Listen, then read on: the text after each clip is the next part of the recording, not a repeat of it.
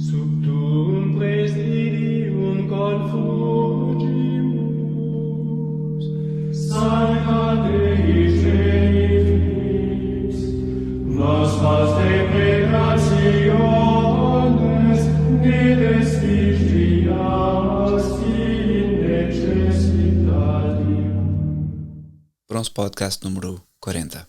Comigo, Diogo Bronze.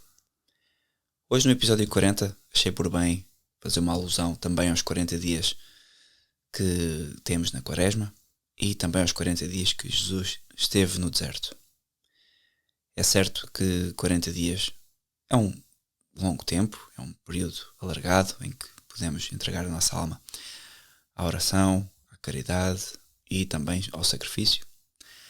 A verdade, no entanto, é que hoje a Igreja nos pede muito menos do que pedia há 20 anos, há 30, 40, 50, 100, 150 anos. O desafio é bem menor, o próprio direito canónico assim o exige e, portanto, claro, apesar de estarmos apenas obrigados ao jejum e à abstinência às sextas, a verdade é que nos tempos antigos o jejum era praticado nos 40 dias da Quaresma, obviamente as pessoas comendo apenas o indispensável e de acordo com as regras do direito canónico. Ainda assim, o tema não será a Quaresma. Eu vou-me focar precisamente naquilo que Jesus enfrentou no final da Quaresma, ou no seu retiro no deserto, no final dos seus 40 dias no deserto, que é as tentações do demónio. Não vou falar propriamente das 3 tentações que o demónio coloca a Jesus, vou antes falar do demónio, as suas manhas e estratégias. Obviamente aqui haveria pano para mangas, poderia fazer um episódio um pouco mais espetacular com alusões a exorcismos, coisas que por norma fazem imenso sucesso na internet. Não o farei.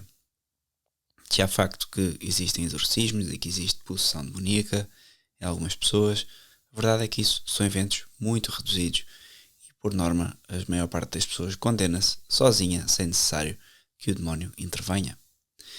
É um facto que hoje também algumas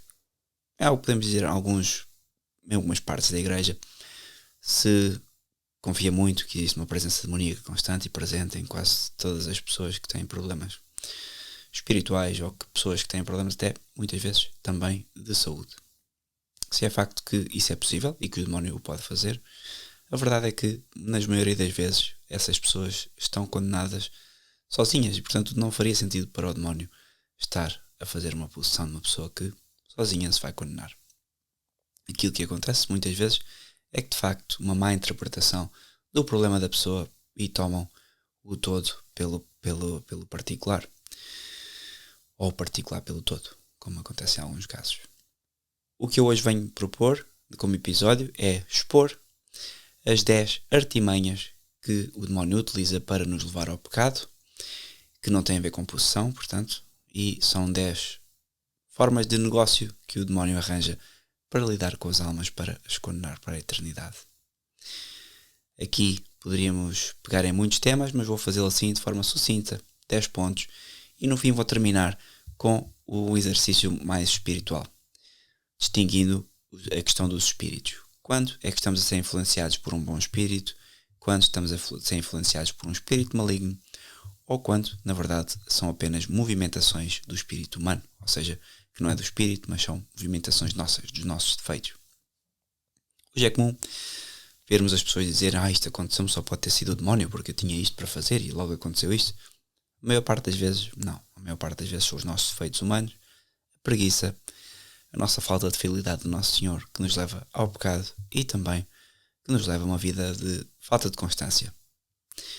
A verdade é que muitas vezes nós atribuímos ao demónio aquilo que são as nossas próprias culpas e, portanto, este episódio é para que aprendamos um pouco todos a distinguir aquilo que são as negociações que nós fazemos com o demónio daquilo que são depois os nossos defeitos de carácter. Então vamos começar. Primeiro, queria apenas mencionar que Nosso Senhor apontou 2 táticas principais do demónio para alcançar as suas tentativas perversas de condenação da alma, nomeadamente as estratégias são sempre em torno de a mentira e da ilusão. E por aqui a ilusão diria mais o cuidado em passar despercebido.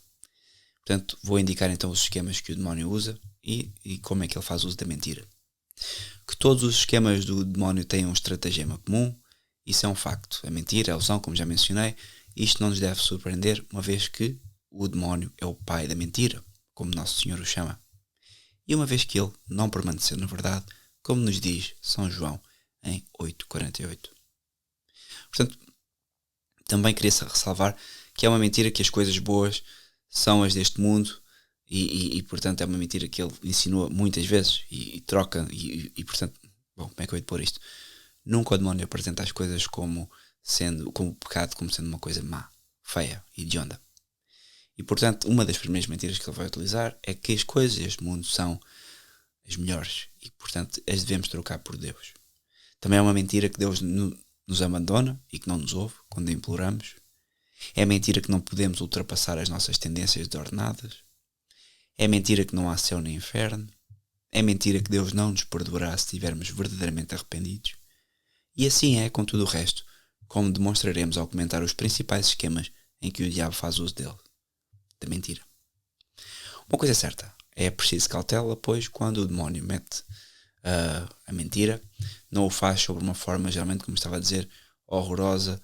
Pelo contrário, é de forma eloquente e atraente. E portanto a primeira artimanha do demónio que eu queria mencionar é que o demónio pede sempre segredo. Um primeiro truque é o do silêncio que ele exige da nossa parte. Na forma de que os nossos pensamentos não sejam revelados a uma pessoa mais experiente, pelo qual ele seria exposto e toda a sua astúcia e engano seriam neutralizados. É assim que Santo Inácio nos diz nos exercícios espirituais, cito, o inimigo comporta-se como um homem vaidoso, apaixonado em querer ser secreto e não ser descoberto. Pois tal como o homem vaidoso, fingindo seduzir uma filha de um bom pai, ou uma esposa de um bom marido, quer que as suas palavras e insinuações sejam secretas, e pelo contrário, não gosta muito que a filha ao pai ou a esposa ao marido lhe revele as suas palavras vãs e intenção depravada, pois deduz facilmente que não conseguirá escapar com a tentativa iniciada. Então, do mesmo modo, quando o inimigo da natureza humana traz as suas artimanhas e insinuações à alma justa, quer e deseja que elas sejam recebidas e mantidas em segredo. Mas quando a alma as revela ao seu confessor ou outra pessoa espiritual que conhece o engano e malícia do demónio, pesa sobre ele porque deduz que não poderá então finalizar a sua malícia iniciada, porque as suas decepções são manifestas e descobertas. Fim de citação. Portanto, aqui, este primeiro ponto, o engano que o diabo explora aqui é o do conjurador perante os seus espectadores, nomeadamente a inexperiência, ignorância e ingenuidade da alma que principia. Esta ingenuidade permite ao diabo enredar, e enganar com armadilhas que são válidas para aqueles que ignoram os seus caminhos, mas não para aqueles que os conhecem. Se uma alma, especialmente no início da sua vida espiritual, consultar alguém experiente nos pensamentos enganadores que o diabo lhe sugere, corre o grande perigo de se deixar enganar por eles, tal como uma pessoa ingênua que se deixa enganar por um vendedor que oferece um produto falso, danificado ou mau. Muitas das provas que nos angustiam são devidas a isto e são resolvidas consultando aqueles que têm mais experiência e aprendendo já pelas decepções, obviamente, do demónio. Portanto, aqui, sempre que se põe uma questão moral que não conseguimos resolver ou que nos causa angústia, geralmente o melhor é consultar alguém. Por preferência, claro, um sacerdote. São as pessoas mais experientes. No entanto, uma pessoa, um católico formado, já com alguma idade e experiente na vida espiritual, com uma vida espiritual ativa, será sempre um bom conselho. O segundo ardil do demónio é a adaptação às tentações. Um dos enredos que o demónio usa é o tentar adaptar-se o quanto possível às nossas tendências desordenadas, pois estas tendências são para ele como um ecrã que esconde a sua ação sobre nós. Santo Inácio enunciou da seguinte forma, cito, o inimigo comporta-se como um senhor da guerra, a fim de conquistar e roubar o que deseja, pois, tal como o capitão e senhor da guerra do acampamento, estabelecendo a sua realeza e olhando para a força ou disposição de um castelo, combate-o pela parte mais fraca, da mesma forma o inimigo da natureza humana que nos rodeia olha em volta de todas as nossas virtudes teológicas, cardeais e morais. E onde ele nos encontra mais fracos e mais necessitados da nossa saúde, ou da sua saúde, neste caso da sua, de Nosso Senhor, saúde eterna, ali o demónio vence-nos e tenta levar-nos. Fim de citação. Portanto, o engano por trás deste truque consiste em tentar enganar-nos para que não vejamos onde ele nos ataca e assim, regra geral, ele esconde a sua ação sobre as nossas tendências ou sobre as nossas tendências naturais, para que não possamos atribuir-lhe os pensamentos ou insinuações que estas, ao fim e ao cabo, que estas próprias tendências que nos causariam. E pensaremos então que podem ser exageradas e podemos exagerar os comportamentos, porque são os nossos comportamentos habituais e então podemos dar aço a que eles se manifestem. Não. Aqui temos de ter o cuidado, pois o demónio utiliza destes comportamentos para nos condenar. E então, o demónio quase que se comporta como um jogador de xadrez que tenta desorientar o adversário para que ele não adivinhe a jogada que irá acontecer a seguir. E, portanto, a observação de Santo Inácio é importante. O diabo, em cada tentação ou movimento, usará os nossos pontos fracos. Temos apenas que, e custa um pouco, adivinhar quais são as nossas falhas e fraquezas para aprendermos a estarmos protegidos e a mantermos cautelosos. Se temos problemas com pureza, cautela. Se temos problemas com precipitação e com a cólera, cautela. Se temos problemas com preguiça, cautela. Não deixemos então que esses vícios nos levem a perder a guerra contra o demónio. O terceiro truque é a tentação sob o pretexto do bem. Um terceiro ardil é enganar sobre a aparência de bem, adaptando os gostos espirituais da alma e sugerindo pensamentos justos e santos, a fim de desviar a pessoa da verdadeira vontade de Deus, claro, sobre o pretexto de um bem maior. Santo Inácio de Loyola diz que é basicamente é característico do anjo mau que se apresenta sob o manto da luz, entrar nos gostos da alma devota para levar o seu caminho. Isto é, primeiro traz pensamentos bons e santos em conformidade com uma alma justa e depois, pouco a pouco, tenta desviar a intenção inicial a fim de arrastar a alma para os seus enganos e intenções perversas.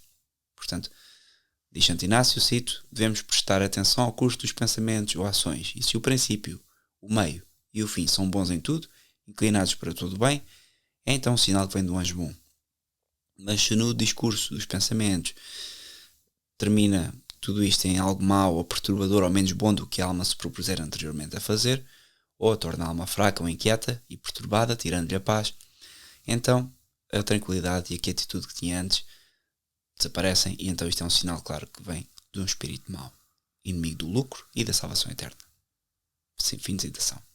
Portanto, esta regra já exige um conhecimento perspicaz da alma, dos próprios pensamentos e intenções, mas pode causar muito dano às almas na mesma, especialmente aquelas mais avançadas que são como, por exemplo, os padres, os irmãos, as pessoas experientes, pois aqui é preciso ter uma nuance diferente, que é ter cautela mesmo com os bons pensamentos, aqueles que se apresentam com bom espírito. Vemos o Concílio Vaticano II, realizado pela hierarquia da Igreja, nada mais foi do que uma enorme tentação sobre o pretexto do bem, o pretexto de aproximar a Igreja de muitas almas, da religião católica, do catolicismo que se vivia no passado, trazendo esse catolicismo ao presente. No seu dogma, na sua liturgia, na sua moral, na sua linguagem, tudo moldando ao mundo moderno. O que aconteceu, ou o que eles queriam, era uma primavera, um renascimento da Igreja, mas o que vivemos foi de facto um inferno terrível, mas total esterilidade e distanciamento sem precedentes do povo da Igreja. Fomos enganados, tal como Adão e Eva foram enganados depois do pecado, e antes até. Os nossos olhos foram abertos com o Concílio Vaticano II, mas para ver o oposto daquilo que tinha sido prometido. E, portanto, trouxemos, de facto, o mundo à Igreja, mas não o fizemos da maneira correta. Contaminámos, deixámos a Igreja contaminar, em vez de trazer a Igreja ao mundo. E, portanto, foi a inversão, praticamente, daquilo que a Igreja tem feito nos últimos 2000 anos. Enfim, quarto truque do demónio. O demónio acobarda-nos com o seu barulho. O que é que isso significa? Um quarto estratagema é o de se vangloriar de uma força que não tem, a fim de nos cobiçar e intimidar, para que desistamos mesmo antes da luta. A forma como Santo Inácio explica pode não ser muito simpática para as mulheres, aqui, espero que a minha mulher não ouça este podcast, mas Santo Inácio diz: o inimigo é feito com uma mulher que, sendo magra pela força, é forte pelo zelo. Pois tal como é próprio da mulher, quando discute com um homem, se o homem perde o ânimo, Aliás, desculpem, ao contrário, se a mulher perde o ânimo, ah, porque o homem lhe dá muita gana na conversa e o homem se exalta, a mulher perde o ânimo e foge geralmente ao assunto. Pelo contrário, se o homem começa a fugir e perde o ânimo e então a mulher começa a ganhar aqui um certo poder sobre o homem e a sua ferocidade aumenta sem medida e portanto o homem está desgraçado. Tem que haver uma certa firmeza. Quem é casado sabe mais ou menos do que eu estou a falar. Uma firmeza santa, claro. No entanto, do mesmo modo, é próprio que o inimigo se enfraqueça e perca o ânimo, dando fuga às suas tentações quando a pessoa exerce força espiritual e mostra muita gana contra as tentações do inimigo. Se nós fizermos o contrário, se nós nos mostrarmos frouxos e começarmos a perder o ânimo e deixarmos que as tentações nos causem algum temor, então o demónio torna-se a besta mais feroz à face da terra.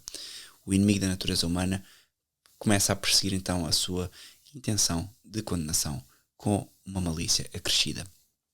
Portanto, o diabo é realmente aquele cão que ladra para assustar, que pode morder se nós deixarmos. Se não deixarmos, ele não o pode morder e sabe disso. E portanto, é por isso que ele faz um barulho tremendo para aterrorizar as almas, barulho no sentido espiritual, e assusta-nos com as maiores tentações e provoca-nos os maiores pensamentos nas alturas mais escabrosas possíveis. É isto que ele faz e nós não podemos simplesmente ligar.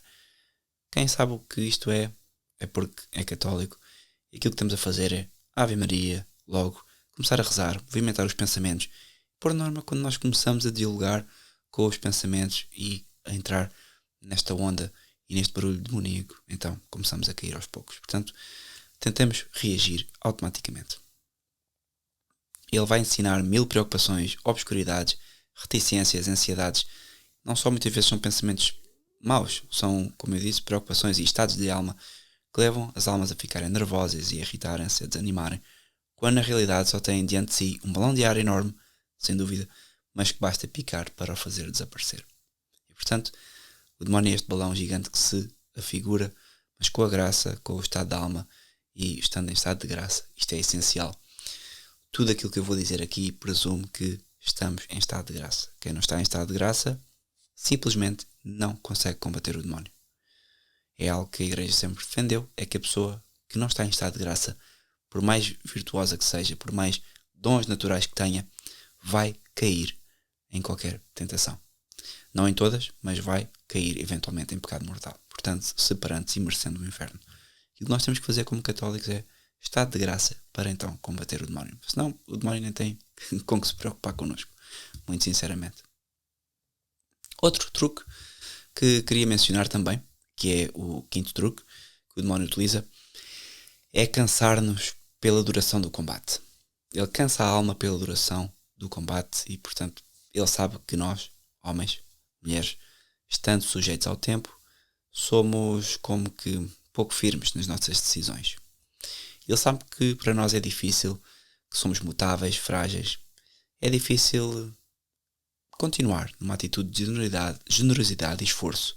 E o que ele faz é bombardear-nos o mais possível, porque sabe que vamos resistir a 1, ou 2, ou 3 vezes, ou 5 tentações, mas não a 50 tentações. E portanto ele desgasta-nos como qualquer inimigo físico faria. É uma tática tradicional do cerco de guerra. Alguém sitia uma cidade e espera que as pessoas fiquem sem provisões, sem comida, sem água e, portanto, sem a esperança também de que o conflito acabe. E isto acontece hoje, não é? Nós vemos este mundo covídico com tanta coisa a acontecer à nossa volta, tanta situação que já nos desgasta há um ano e agora prometem-se mais coisas sobre nós, as vacinas e tudo mais, todos estes tipos de opressão que, se nós olharmos à volta na nossa vida concreta, não estão à porta da nossa casa, não são inimigos reais, concretos, mas que são coisas que pairam no ar e que muitas pessoas falam delas e, portanto, é quase como este combate que nos desgasta. Sejamos igualmente rígidos e firmes neste combate espiritual, não apenas no combate físico. Não deixemos que estas preocupações e que estas tentações pela duração nos cansem. Okay? Esta é uma atitude de engano e mentira que o demónio faz, porque os ataques do diabo não nos devem assustar-nos, devemos enfrentá-los calmamente a fim de poupar as nossas forças, não desperdiçando as forças que temos espirituais em qualquer evento e, portanto, que as possamos conservar. Este engano do demónio pode ser insinuado mesmo a uma escala maior, ao nível, por exemplo, da fidelidade que devemos manter a Deus e à Santa Igreja.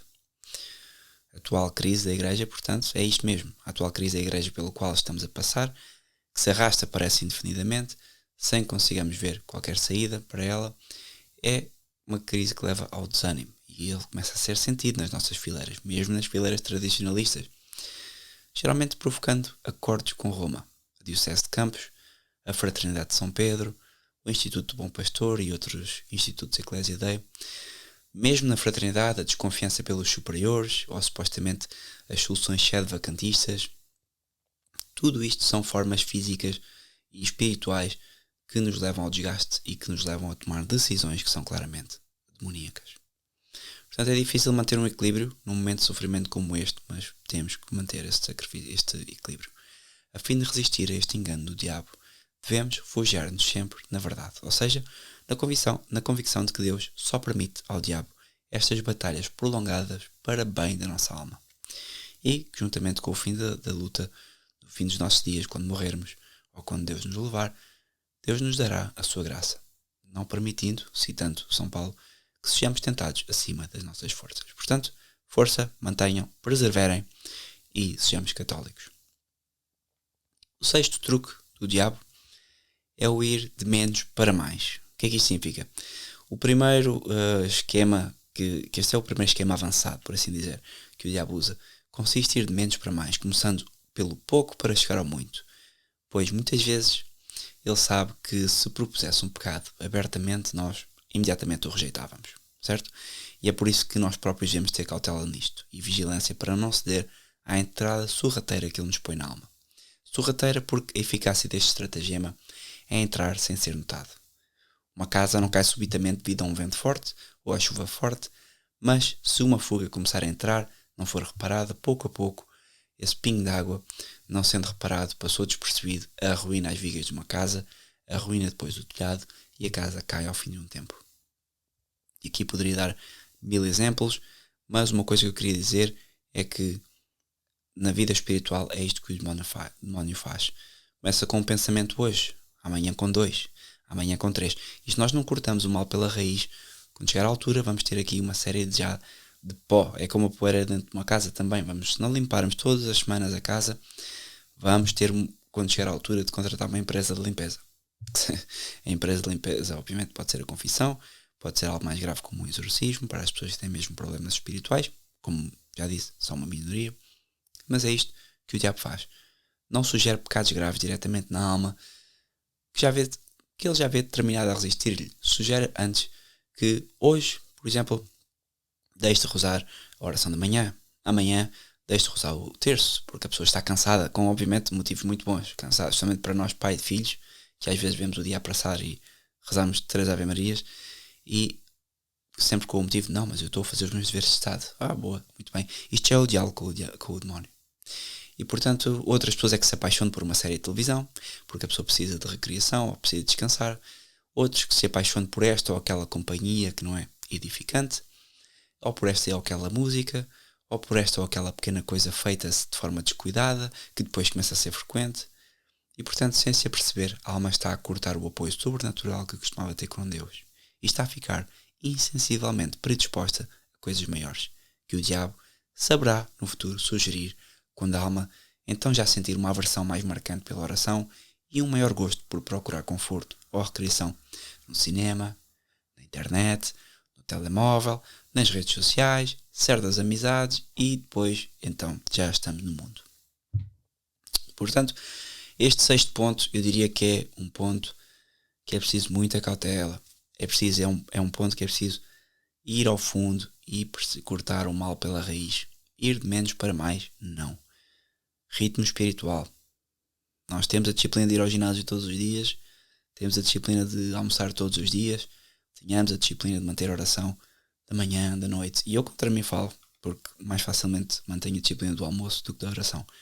Mas é nestes momentos, quem tem dificuldade de fazer isto, uma ferramenta que me ajudou bastante é utilizo os movimentos do estômago para rezar. Ok, vou almoçar. Antes de rezar, 10 minutos de oração. Antes de almoçar, 10 minutos de oração. Antes de começarem a trabalhar, 5 minutos de oração. 1/3 à hora do almoço, para digerir o almoço. O que vocês puderem, utilizem as coisas humanas para santificar o vosso dia. Certamente será uma ajuda muito crucial. 7º ponto, também uma estratégia avançada. E agora todos os pontos do 6º aqui até ao 10º são coisas mais complexas. Os primeiros eram muito evidentes. Aqui o 7º ponto é que ele põe a alma a dormir numa falsa paz. Este truque consiste em pôr a alma a dormir numa falsa paz para cair sobre ela de repente com extrema violência, quando a alma está a dormir. Para o fazer, o demónio permite à alma, após uma série de lutas e esforços, acreditar em si mesma vencedora e segura e tornar-se demasiado confiante em si mesma, levando-a a pensar que finalmente adquiriu tal virtude ou força suficiente para enfrentar o pecado. E assim, ao manipular esta confiança ou presunção, ataca repentinamente e com força para fazer cair subitamente. Também nesta tática, o estratagema do diabo é passar despercebido. Atenção, ele retira o cerco da cidade, faz o pretexto de retirar o exército, recuar, para que a cidade aliviada acesse a sua vigilância e mais uma vez se considera segura e livre. É quase como um cavalo de Troia, quando na realidade a única coisa que o inimigo procurava era precisamente que as pessoas pusessem o cavalo de Troia dentro da cidade e aceitassem quase esta trégua com o demónio. Portanto, o próprio Salvador, aqui Nosso Senhor, dá-nos o exemplo deste estratagema no texto do Evangelho. Diz, Nosso Senhor, cito: quando o espírito impuro sai de um homem, ele vagueia por lugares áridos em busca de descanso, mas não encontra nenhum. Então ele diz: voltarei para a minha casa, de onde saí, e quando chega, encontra a casa desocupada, varrida e em ordem. Então ele vai e leva consigo outros 7 espíritos piores que ele, e entram ali, instalam-se, e o fim deste homem torna-se ainda pior do que o princípio. Podem ler este texto, está mais ou menos citado, assim meio na diagonal, Mateus 12, 43, 45. É assim que Nosso Senhor nos ensina que o diabo nunca desiste das suas tentativas, ele apenas espera que a alma esteja menos vigilante para fazer outro ataque, e se for bem sucedido, a culpa é só da alma por ter abandonado a sua vigilância. Portanto, vigilai e orai. A alma nunca deve acreditar que está segura do progresso já alcançado, nem das conquistas alcançadas. Eu tenho 10 anos disto, não muito, aliás, faço 10 anos de católico em dezembro deste ano, e a verdade é que ao longo deste ano já passei por esta fase de vanglória da alma e, assim, de uma forma geral, mas muitas vezes isto acontece quando já assumimos que, ok, consegui encaixar 3/3 no meu dia, para logo a seguir percebermos que nenhum às vezes conseguimos meter no nosso dia-a-dia. Portanto, tudo isto leva a que tenhamos que vigiar e orar. E, portanto, não dê as coisas por vencidas. Encorajamos a alma a avançar, porque, de facto, se não avançamos, recuamos. E, portanto, aqui nada sirva de pretexto para pararmos de tentar alimentar a alma. Leitura espiritual, orações diárias, terço, as coisas do dia-a-dia, o exercício espiritual normal. 8º ponto. O demónio vicia as nossas boas obras. O 3º estratagema consiste em viciar aquilo que bom fazemos, inspirando motivos errados. Já não é, através das boas obras, levar-nos a pecar. Aqui é o contrário, é viciar as boas obras, dando-lhes motivos errados, como por exemplo a vanglória, o amor próprio, como já disse, e assim diminuindo o valor destas obras perante Deus. Obviamente que é bom fazer caridade, mas se eu faço caridade por vanglória, problema. Portanto, se o diabo não conseguir arrastar-nos para o mal, pelo menos tentará prejudicar o bem que fazemos.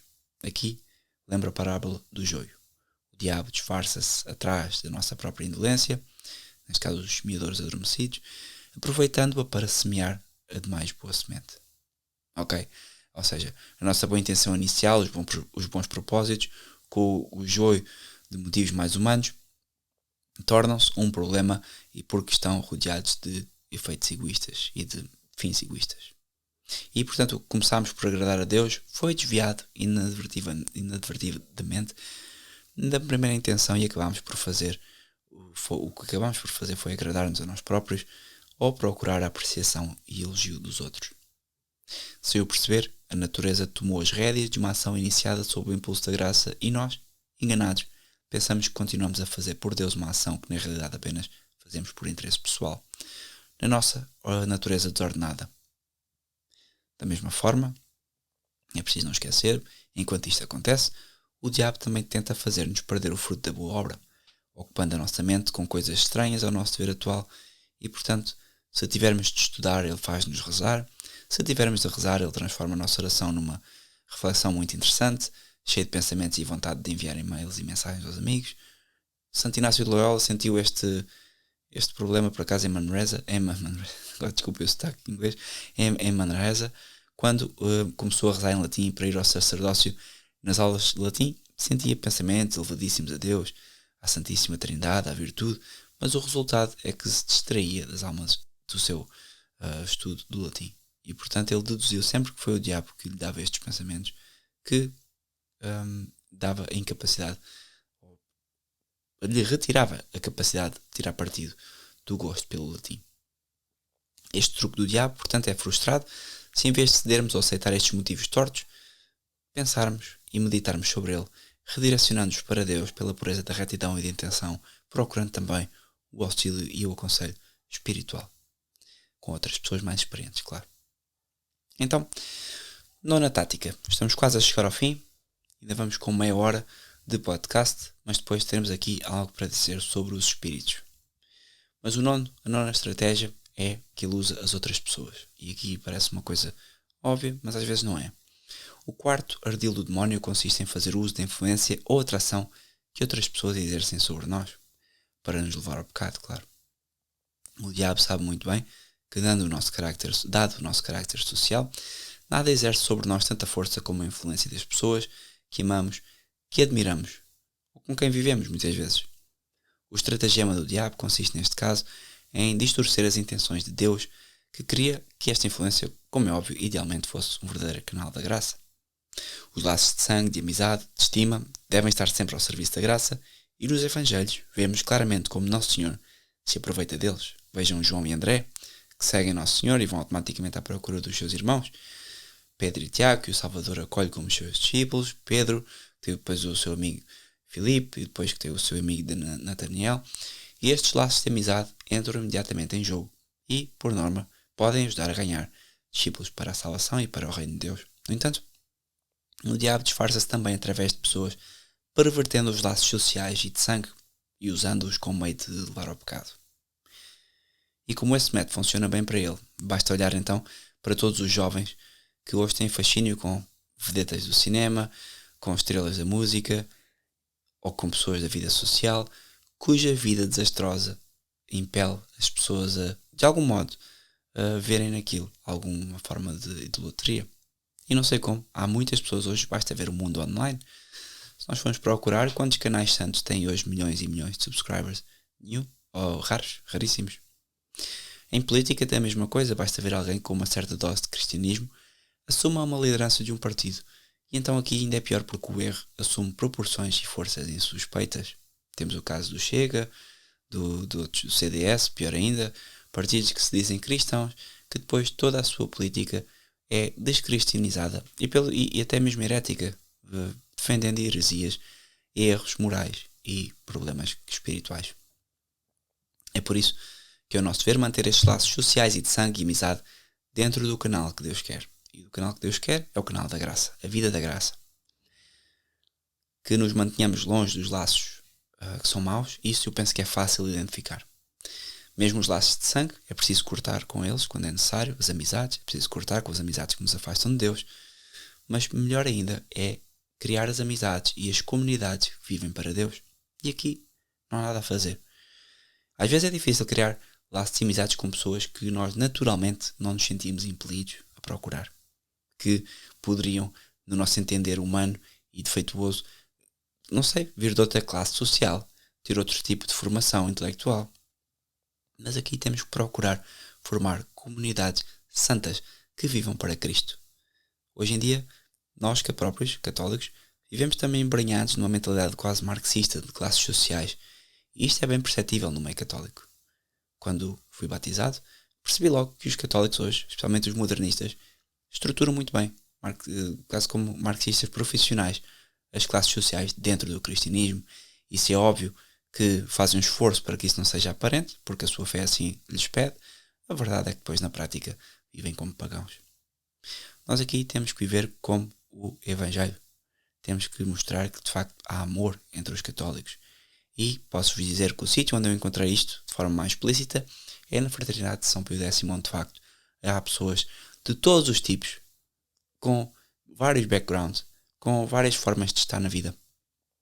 E não querendo utilizar uma linguagem marxista das classes sociais, porque isso é tudo uma treta, a verdade é que estas pessoas se entendem, procuram Cristo naquilo que é o essencial. Porquê?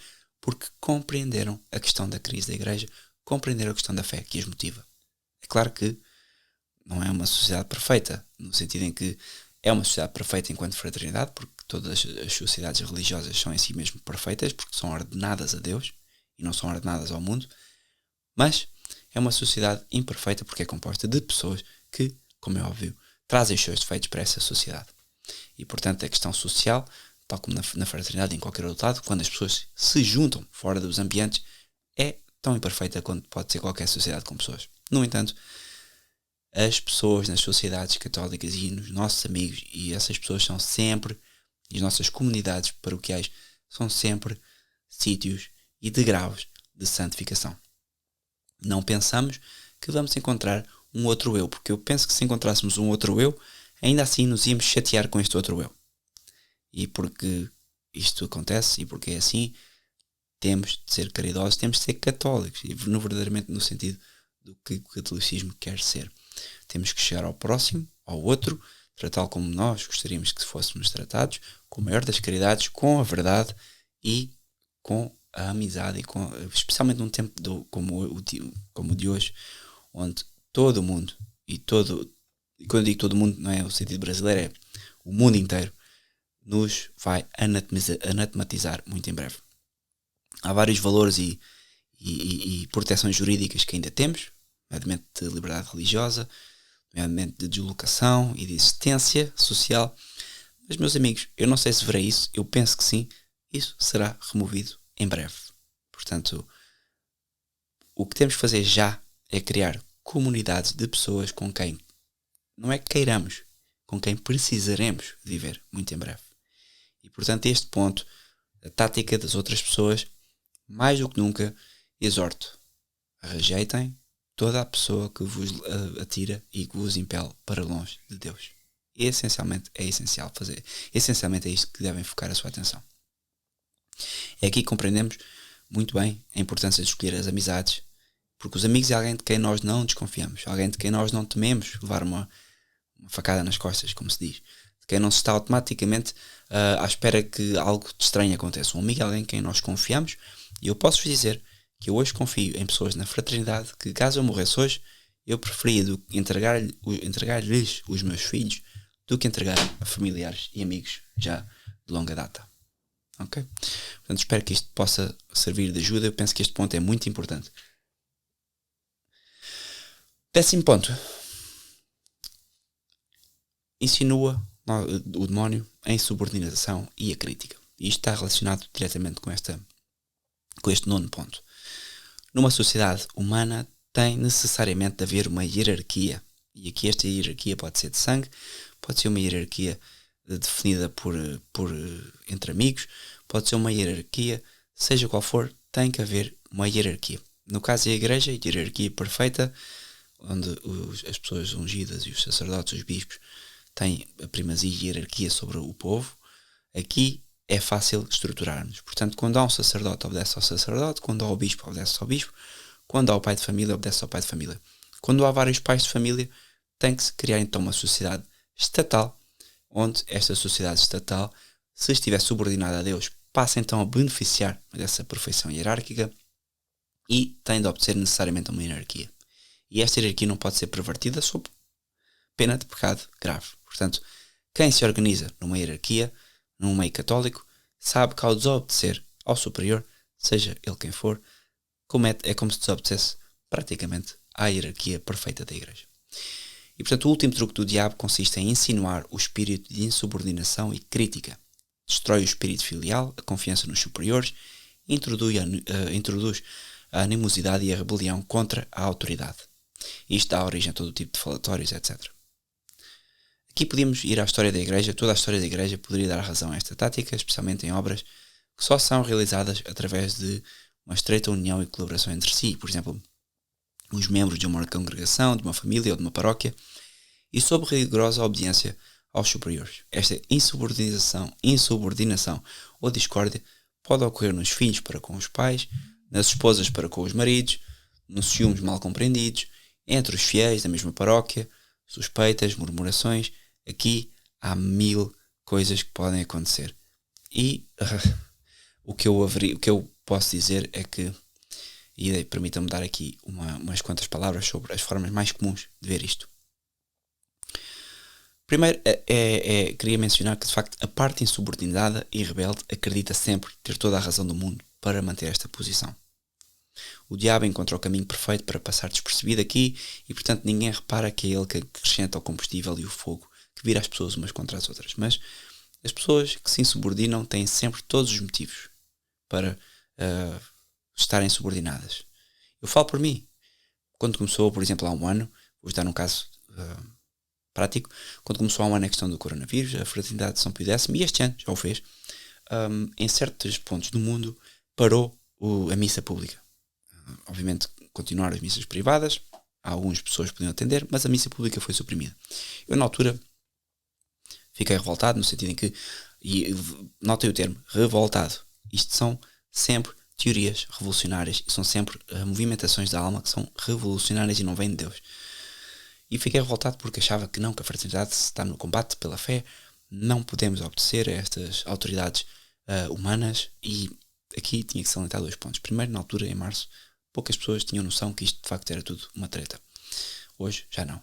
Mas ainda que seja uma treta, há uma legítima autoridade social que é preciso respeitar, confia um bem maior. Simplesmente não cabe na cabeça de nenhum sacerdote ou nenhuma congregação desobedecer de forma desproporcional à autoridade estatal. Porquê?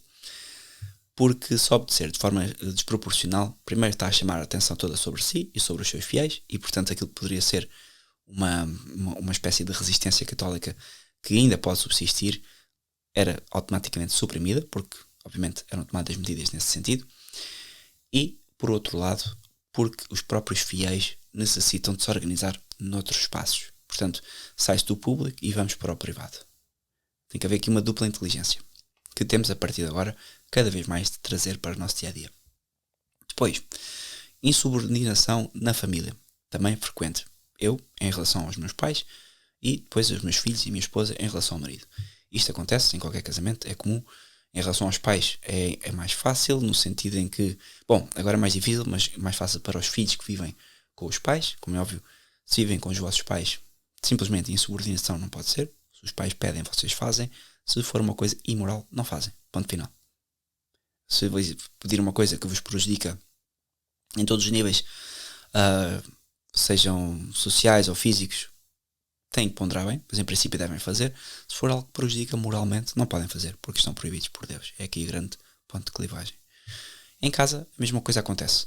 Quando o seu marido exerce uma autoridade sobre a esposa que é ilegítima, no sentido em que pede algo que seja imoral, ou que seja imoral, ou que falte a algum dos mandamentos e que não tenham, cujo fim não seja o bem comum explicitamente, a esposa deve desobedecer.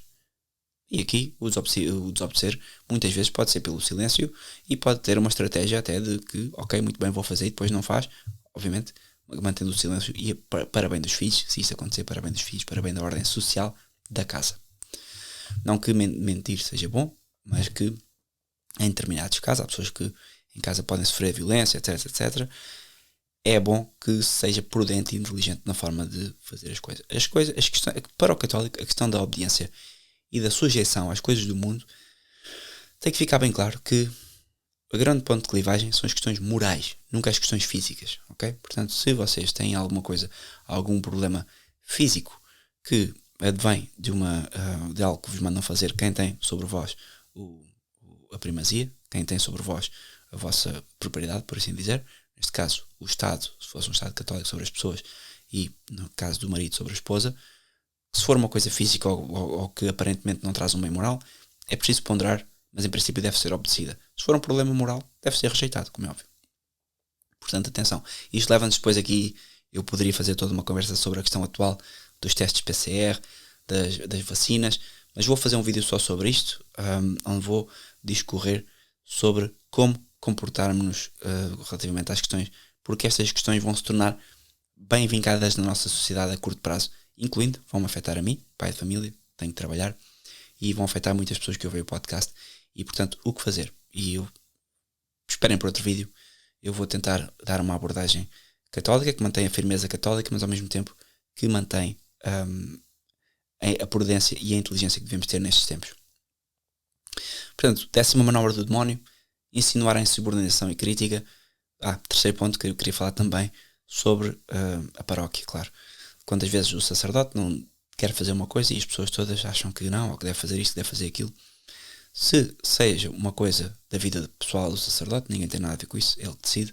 Se o sacerdote quer fazer alguma coisa, é com ele. Agora, se for uma coisa que pode afetar a vida da paróquia, como por exemplo, construção de uma igreja, uma construção de um batistério, gastar dinheiro dos fundos, as pessoas têm de confiar no sacerdote tal como confiam num pai e na gestão de um governo. Se o sacerdote agora quer, com o dinheiro da paróquia e angariado para a paróquia, fazer uma determinada coisa, ele faz, e ponto final, parágrafo. É a hierarquia da igreja, é assim que funciona. Se estão mal, têm que pensar no porquê de estarem naquela paróquia, no porquê de estarem naquele sacerdote, e se estão mal, têm que pensar duas coisas.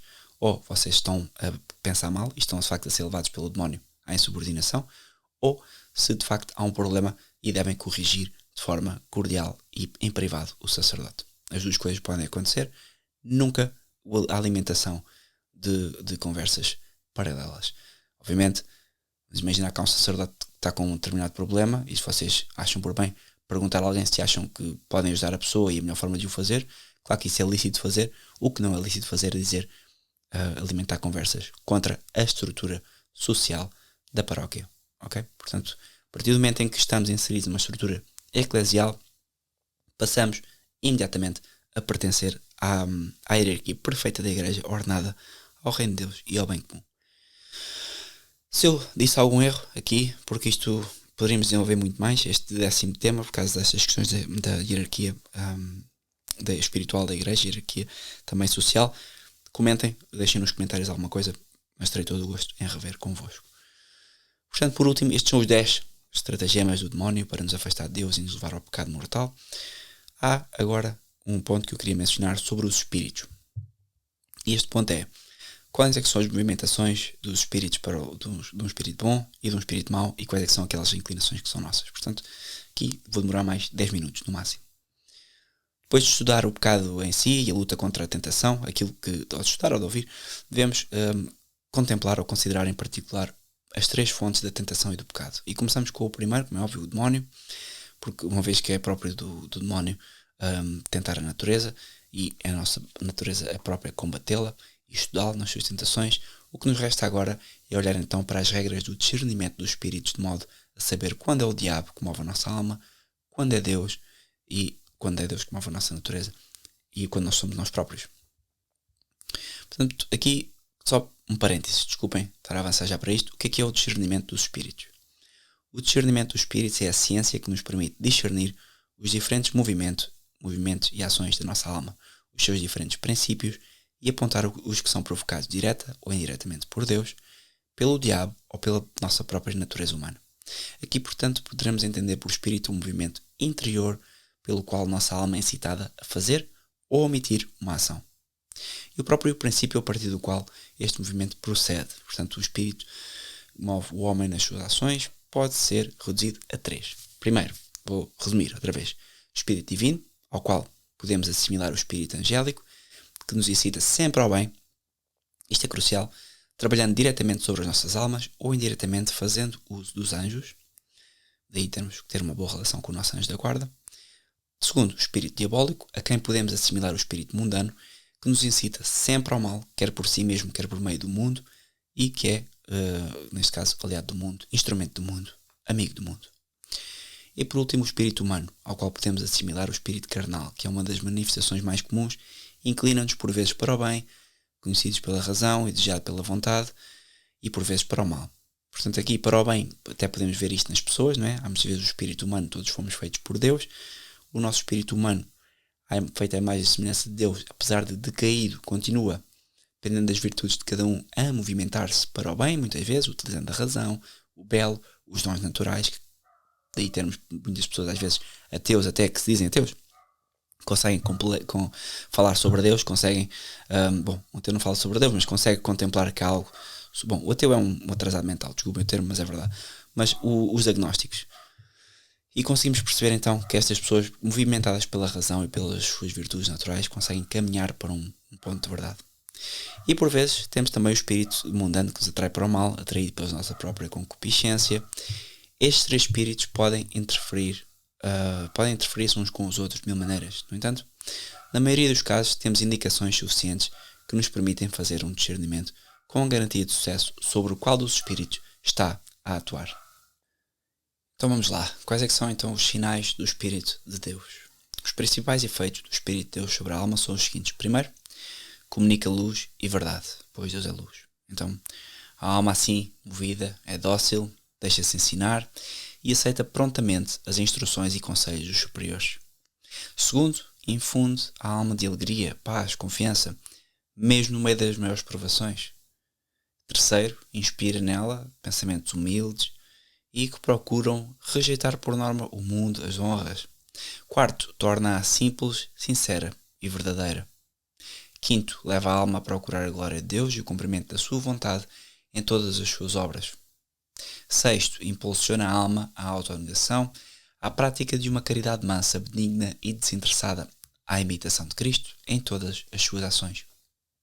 Sétimo, comunica a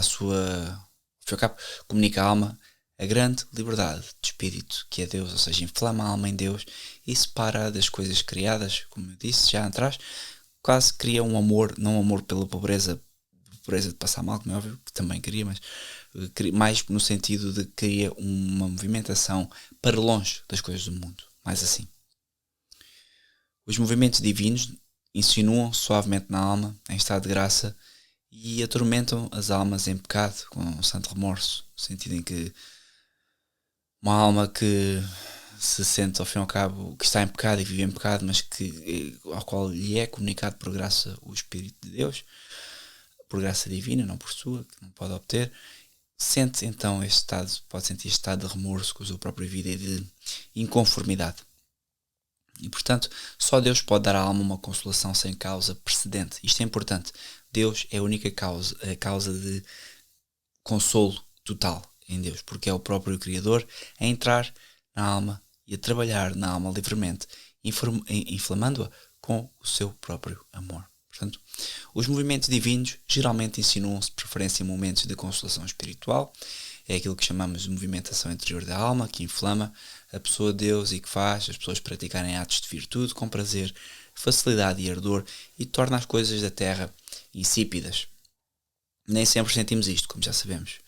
Quando Deus nos favorece com estas doçuras e consolações espirituais, temos de humilhar-nos, ao fim e ao cabo, profundamente perante Deus, reconhecendo que ainda somos crianças em virtude daquilo que ainda poderemos vir a ser espiritualmente, uma vez que ainda precisamos de muito trabalho de Deus, muito trabalho pelo amor, para podermos ser usados conforme a Deus quer.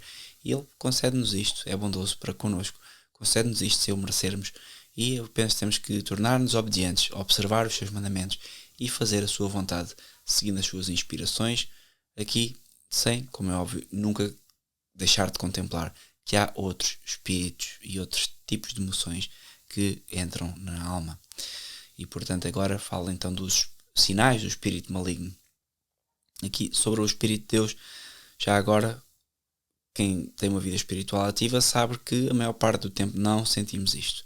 Obviamente que podemos cultivar isto, mas a maior parte do tempo, quem já faz um caminho espiritual é como ao ginásio. As primeiras vezes que começamos no ginásio, doem as pernas, doem as costas. Quando já temos uma rotina diária, semanal, então passamos a não sentir o músculo a doer da mesma forma. Parece que o trabalho do ginásio já não faz o mesmo efeito, quando na verdade faz exatamente o mesmo. Temos é que nos concentrar em ir ao detalhe e as coisas mais, trabalhar certos grupos musculares, passar a ter uma alimentação saudável. Aqui as coisas começam a ser mais afinadas, já num segundo processo, num segundo momento. E portanto, estes são os sinais do Espírito de Deus. Sinais do Espírito maligno. Como é óbvio, os efeitos do Espírito diabólico são diametralmente opostos, não é? Tudo o que eu disse se invertam. Mas ao fim e ao cabo, o primeiro sinal é que deixa a alma na escuridão, com dúvidas e ansiedade anterior. A alma, ao fim e ao cabo, torna-se obstinada no seu próprio julgamento, não cede do seu caminho, daquele que traçou, egoisticamente para si próprio. Por norma, o Espírito de Deus tem-se manifestado muito connosco, agora o Espírito maligno, nesta situação em que estamos, o confinamento, é muito fácil sentir o Espírito de Deus a manifestar-se. Muitas vezes é o Espírito meramente natural, como é óbvio, do nosso desconforto, mas há também muito trabalho do maligno, não é? Porque sentimos que a Terra quase como que é coberta por este manto demoníaco que está aos poucos a tirar a liberdade, aos poucos está a progressividade do mal, que é uma coisa que eu falo muito, que é como o mal progressivamente vai obscurecendo a luz, que é Deus, e nos vai tornando a todos mais pobres, mais tristes, mais definhados espiritualmente. Terceiro é que torna a alma desobediente, claro. Torna a alma desobediente, hipócrita, com dupla mente, uma alma que se recusa a obedecer e a abrir-se ao seu diretor espiritual. Aqui não se confunda com a questão da confissão. Abrir-se ao diretor espiritual é uma conversa, não é uma confissão. A confissão, por norma, apesar de termos que enunciar os pecados e a gravidade e o número, bom, é um pouco diferente, porque aqui às vezes basta enunciar o pecado pelo aquilo que ele é, as emoções interiores que nos envergonham, muitas vezes podemos guardá-las para o diretor espiritual. E, portanto, separar estas duas vergonhas, de falar com o diretor espiritual, outra da confissão. Quinto ponto, este espírito maligno leva a alma a agir para fins tortos, no sentido de leva a alma a ser vaidosa e a seguir o seu próprio capricho. Inspira também um horror de mortificação, ou seja, quem por norma faz sacrifícios, quando começa a ser inspirado pelo espírito maligno, começa a justificar-se que não deve fazer os sacrifícios ou mortificação por este e por outro motivo. Dá-nos impaciência nos trabalhos e nos sofrimentos, muita falsa caridade, zelo amargo e indiscreto que perturba a paz, e ao fim e ao cabo a alma passa a viver no esquecimento de Cristo, esquece de imitar Cristo em tudo o que faz, e passamos a agir mais como éramos com o homem velho.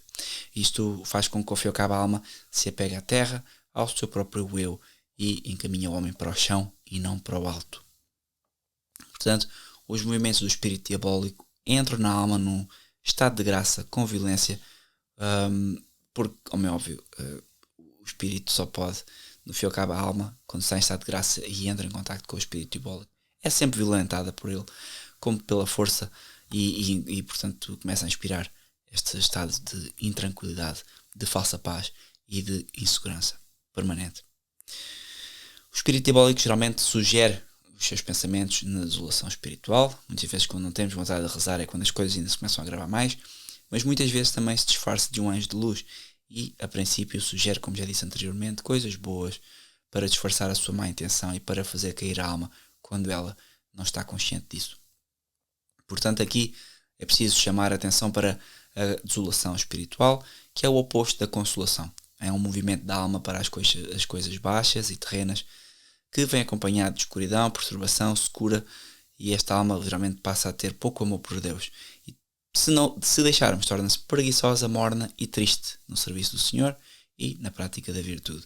Portanto, aproveitar este momento em que estamos em baixo, como diz Santo Inácio, para não mudar nada.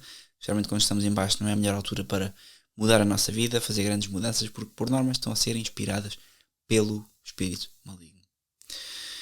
E, portanto, Deus permite, obviamente, esta desolação interior. Claro, por 3 razões. Primeiro, como castigo, pela nossa negligência, preguiça ou tibieza. Segundo, pela prova das nossas virtudes, para nos pôr à prova, para perceber a nossa humildade e paciência, e para ver o quanto somos e até onde vamos na nossa generosidade, no seu serviço. E também, por último, como lição para nos ensinar que a nossa miséria é o que nós somos e o quão pouco nós podemos ser por nós próprios, que a oração e a fidelidade no serviço de Deus são dons puros que Ele próprio infunde e que a perfeição não consiste em consolações sensatas. Engane-se quem pensa que pode ter fé por si próprio. A fé isto é dogma da Igreja, a fé é um dom de Deus e, portanto, eu gostaria de dizer que todos os que estão a ouvir têm fé e que vão ter fé. Não é verdade. Deus, em algum momento, vos há de dar essa capacidade de ter fé. Às vezes, não é agora. Agora não utilizem esta desculpa para, como é óbvio, fazer o que querem já. Como Santo Agostinho dizia, o Senhor converta-me, mas não agora. Isso, obviamente, ele disse isto até ter, de facto, fé. Até lhe ser infundido fé verdadeira. E, portanto, a regra principal a observar em tempo de desolação, não fazer mudanças, não tomar resoluções ou decisões espirituais sérias, nem mudar nada no tipo de vida ordinária, permanecer firme nas resoluções em que estávamos, fazer o que estávamos a fazer, pois na desolação o espírito diabólico fala-nos e sobre a sua moção e influência vamos decidir geralmente mal. E portanto fiquemos com as ideias que tínhamos quando recebemos nas luzes, naquelas que sabemos que são as luzes de Deus, que geralmente obtemos num retiro, obtemos quando estamos em estado de graça, na missa, e enfim, fiquemos com esses movimentos. E por último, já falámos do Espírito de Deus, do Espírito maligno, quais é que são os sinais do Espírito humano? Basicamente, a natureza ferida pelo pecado está sempre inclinada para o seu próprio conforto e nada mais entende do que satisfazer o seu próprio egoísmo. Pronto, é simples, é um bom resumo, mas por conseguinte enumero aqui alguns pontos. Primeiro é que este espírito humano é amigo do prazer e do dom e procura sempre os seus gostos, preferências e caprichos. Por isso é que há pessoas que pensam que as pessoas que comem muito ou que têm esse gosto por prazeres mundanos estão imediatamente a ser influenciados pelo espírito do mal. Não, aqui é o espírito humano. Comer, mesmo para o sentido da procriação, o desejo sexual, são coisas boas que podem estar ao serviço de Deus. Uma vez o Papa Francisco disse isso e ficou tudo escandalizado. A verdade é que é parte da natureza humana sentir fome, sentir a necessidade de procriar e sentir sono, e estas coisas são em si mesmas naturais. Não são em si mesmas boas, podem ser usadas para o mal e para o bom. E portanto saibamos usar desta natureza do espírito, sabendo que por natureza vamos ser impelidos a comer mais do que devíamos, a ter mais sono do que devíamos e por aí fora. E portanto, no segundo ponto, queria mencionar também o horror instintivo do sofrimento, à mortificação e ao autossacrifício. Por norma não queremos fazer isto. Se sentimos isto, é o espírito humano, não quer dizer que seja o espírito maligno. É normal não querer sofrer. O nosso corpo procura conforto, não procura, mas sabemos que o conforto não dá nada, portanto aqui aplicamos tudo, a mesma coisa que aplicamos. Eu gosto muito do exercício do ginásio porque é fácil perceber. O corpo não quer ir ao ginásio e quando vamos e quando saímos lá ficamos bem, certo? Sentimos-nos bem porque fizemos exercício. Ajuda em todos os sentidos, espiritualmente, intelectualmente, e aqui é exatamente a mesma coisa. O corpo não quer o sacrifício. Depois do sacrifício, depois de uma quaresma bem vivida, e aqui eu ainda estou para viver uma bem vivida, porque a sensação que tenho quando acabam as quaresmas podia ter feito muito mais, mas é isto, é que foi bom e a alma sente-se de facto em paz por ter feito os sacrifícios. Portanto, procuremos estes sacrifícios. Outro elemento é que procura a alegria, o sucesso, honras e aplausos, perfeitamente normal, identifiquem isso, é espírito humano, não quer dizer que seja espírito demoníaco, e não quer ouvir falar de humilhação nem autocontentamento. Ou seja, nós queremos ouvir falar de contentamentos e não ficamos bem connosco próprios, quase que procuramos o outro e que tentamos ser uma esponja que absorve felicidade e poucas vezes nos contentamos com o que somos e com aquilo que temos. E faz parte do Espírito de Deus esta contentação santa com o que somos e com o que temos, com os nossos defeitos, e portanto aprendamos a contentar-nos connosco mesmos. E estes são os 4 pontos que eu queria mostrar. Os sinais do espírito humano são bem mais fáceis de identificar, tudo aquilo que empurra para a terra e não para o céu. Na prática é por vezes difícil discernir, claro, com certeza se uma dessas emoções vem do diabo ou do simples impulso natural, mas é sempre fácil discernir os movimentos da graça dos outros dois. Portanto, os movimentos de Deus são bastante simples de identificar, impelem para cima. Os outros impelem os dois para baixo ou para a estagnação. Basta ser capaz de determinar se o movimento é de Deus para o seguir ou se não é de Deus para o combater e reprimir. Portanto, este foi o episódio que eu vos queria trazer hoje. Eu já há algum tempo queria falar sobre a questão do demónio.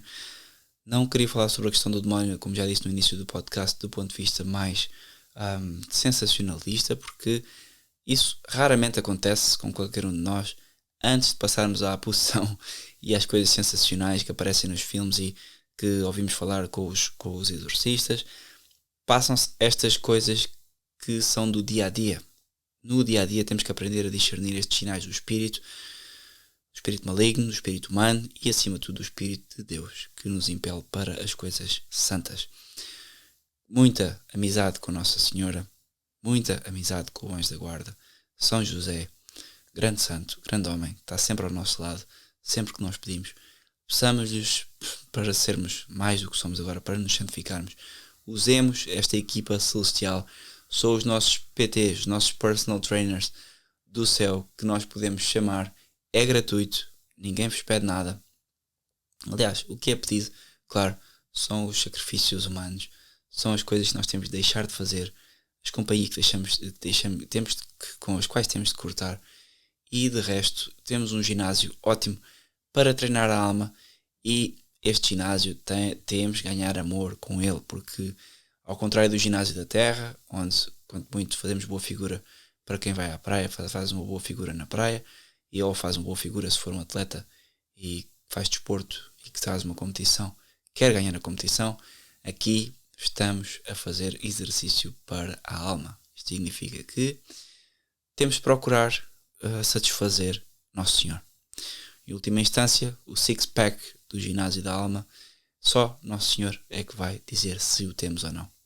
Só Nosso Senhor é que vai afirmar se é um six-pack bom o suficiente para aparecer na capa da Saints Health. E a Saints Health é, como é óbvio, só existe no céu e nós aqui não sabemos nada. Ainda que saibamos, nós temos uma certa noção de que para onde vamos.